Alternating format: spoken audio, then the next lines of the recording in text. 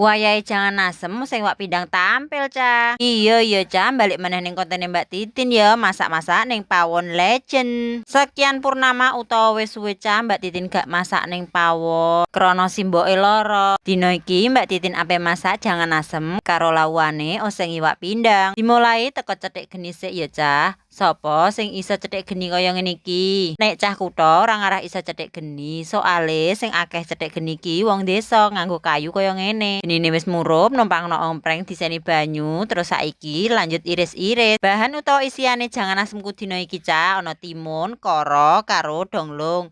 Lan ana meneh siji ya iku tempe semangit. Kowe tau njajal burung cah jangan asem dikei tempe semangit. Engko aja do takok, "Mbak, senengane kok jangan asem?" Iya cah, aku wis kangen suwiran jangan asem iki. Nerimo jangan asem lah cah ning desa ngene iki wis enake ra karuan digawe lawuhan lho ya.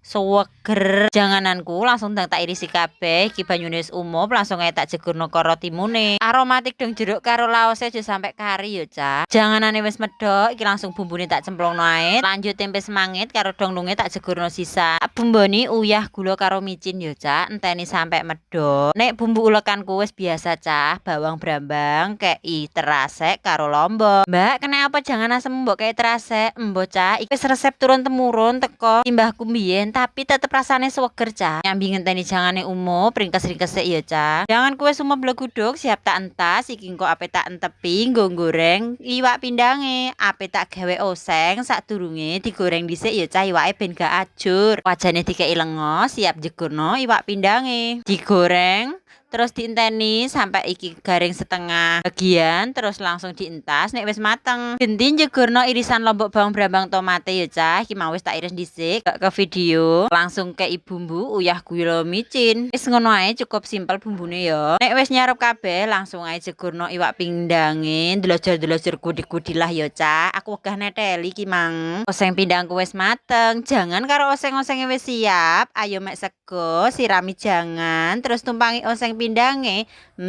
ayo mangan cah